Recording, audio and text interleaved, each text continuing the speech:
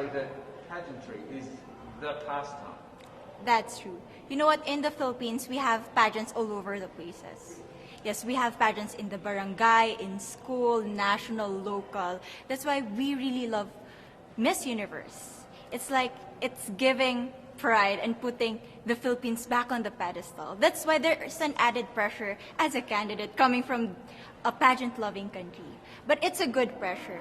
I always look up to our former Miss Universe Philippines. They really did well in the competition. And now this is my time to show who I am, to offer what Rabiya can show to the rest of the universe. So I'm very happy, and at the same time, I'm excited to make all my kababayans proud, and hopefully I do. Why do you think it is that the Philippines love pageants? They have appreciation for beauty. We do love pageant because we used to think that we wanted to be included in the world, I have to be honest, in the Philippines, my skin color used to be not the standard of beauty. I was obsessed whitening my skin because these are the kinds of beauty queen we see on the mainstream. But things were different now. That's why I'm very proud to be a morena. In the Philippines, we call it morena. It's brown skin girl. And to be able to represent, my color, my identity as a true Filipina. Tell me about your journey to being crowned Miss Philippines. That, in a world that, in a country, I should say, that loves pageants. That must have been a very intense process. Tell me about, your journey to being Miss Philippines. Well, my journey was crazy. You know what? I started to be a dark horse. Nobody noticed me. Nobody knows I was in the competition up until the preliminary and the coronation night. And when I won, I received different comments. Of course, there were people who didn't expect me to do well, who think that I cheated.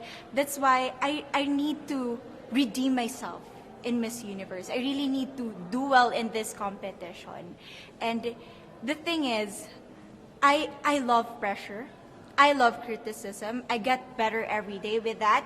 You tell me I cannot do that, I turn to you and I'm going to say that, no, I can do it for myself. Good for you. So how does it feel then to be on the global stage? How do you feel to be here in this moment, right now? It's crazy, but I'm overwhelmed with the support, not just from the Filipino community, but also from Thailand, Latin countries who do appreciate me as a candidate, as a person. It motivates me that I am beautiful, I can offer so much in this world, and when somebody believes in you, it gives you that extra energy to really do well and perform well. Do you have a sense with the girls, all of the girls competing, you're competing, but is there a sense of camaraderie with all of the girls? Is there a real spirit to, sort of motivate each other to do better?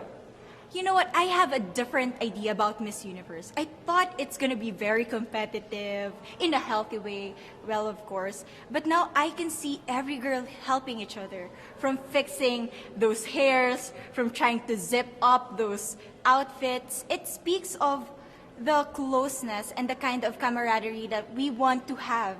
The goal of Miss Universe is not just to crown one girl, but also to build a genuine and long-lasting friendships among us. Would you say within the Miss Universe world, the contestants, is there a sisterhood? Are you sisters? There is sisterhood. I can say I was able to talk to different representatives from different backgrounds, different cultures. And despite our differences, there's so much to be highlighted in what binds us together. And that is because we want to empower women. We want to have our advocacies. We want to speak for the things that we love. And that's a celebration of women and the beauty that we have. So coming out of this week, obviously you would love to be crowned Miss Universe. Of course. And that would be wonderful, of course, for any of you. But what else will you take out of this week? What do you think you'll feel at the end of this week, regardless of the result? How will you be a different person? It's the growth and the development that I was able to have during preparing for this dream.